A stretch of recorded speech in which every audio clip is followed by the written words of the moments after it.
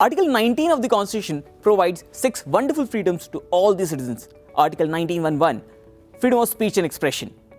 It states that we are free to express ourselves in whichever mode we prefer.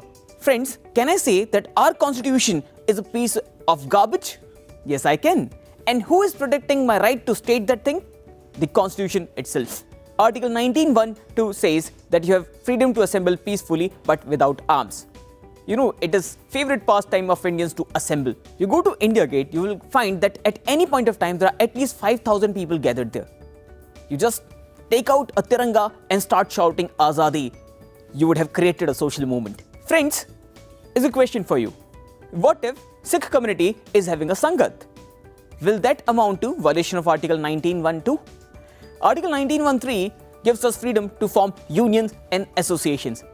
Another favorite right for Indians, we love to form unions, whether it be Jat Mahasabha, Rajput Mahasammelan or Brahman Panchayat or the Khaps.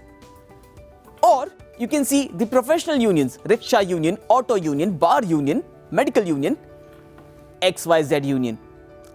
So I can create any form of union.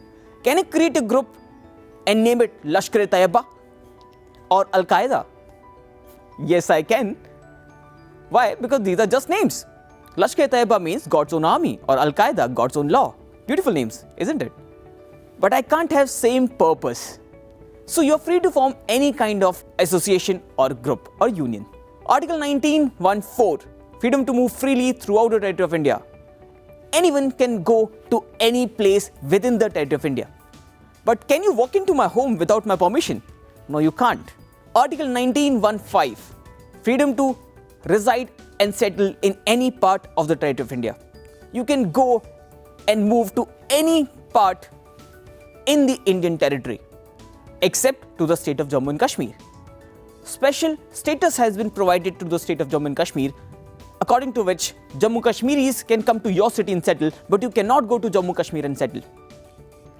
Article 19(1)(6), freedom to carry out any trade, occupation or business. Can I start a new D company with the purpose of extorting money out of people? No, I can't. So this right is also not absolute. There are reasonable restrictions.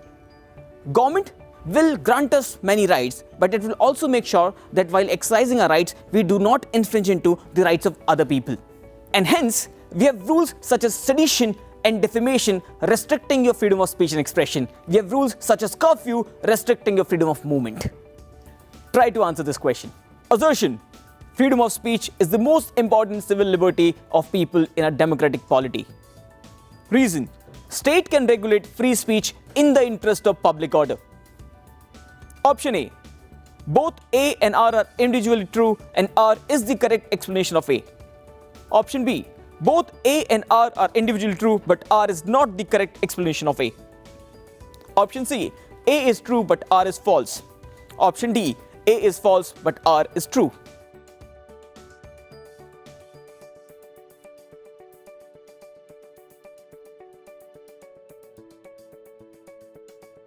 Yes, freedom of speech is one of the most important rights in a democratic polity, and yes, government can restrict it for reasonable purposes. Hence, correct answer in this question would be option A. Both these statements are correct and R is the correct reasoning for A. Did you like this video?